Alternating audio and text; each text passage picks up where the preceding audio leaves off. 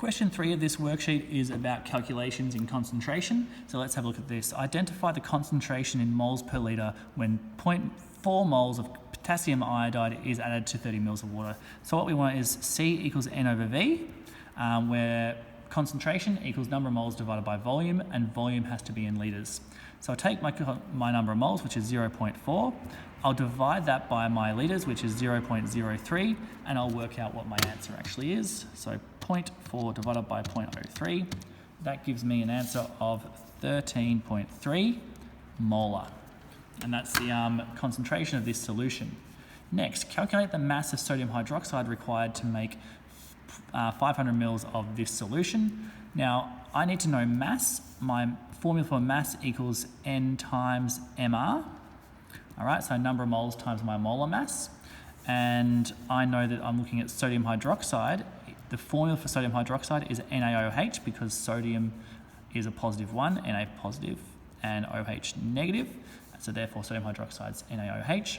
So therefore, I need to then work out my number of moles times it by my molar mass. I've got concentration and volume, so my number of moles is equal to C times V. So my concentration is 0.4, my volume is 0.5, so therefore my number of moles is 0.2 mole. So my mass over here is going to be 0.2 times by molar mass of sodium hydroxide.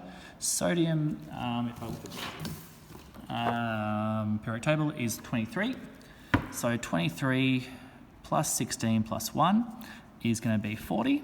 So 0.2 times 40, pretty sure it's going to end up as being 8. 0.2 times 40 is 8.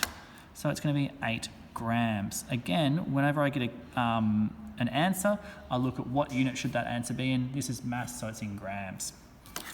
Next up, determine the concentration when 34 grams of hydrochloric acid is added to 1.5 litres of water.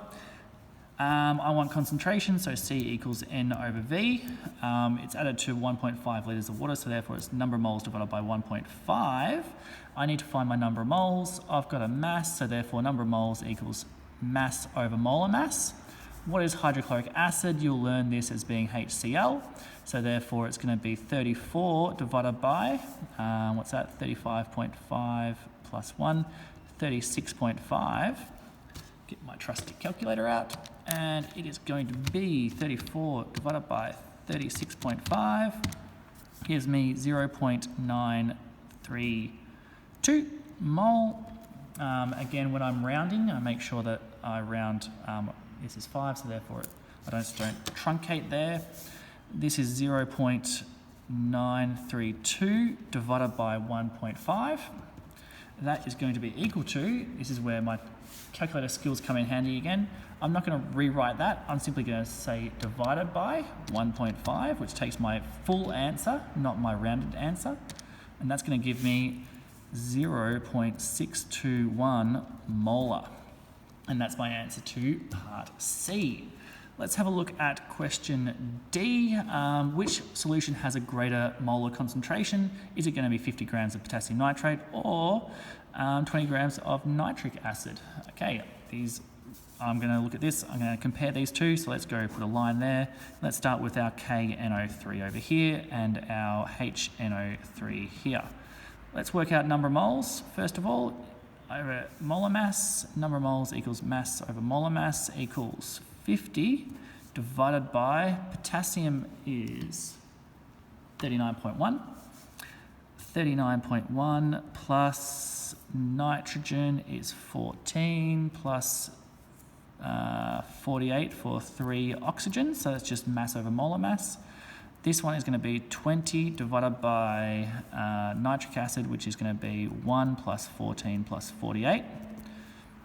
So therefore, let's do that on my calculator here. 50 divided by bracket 39.1 plus 14 plus 48 gives me 0.495 mole.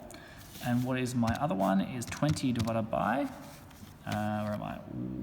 Bracket 1 plus 14 plus 48 gives me 0.317 mole.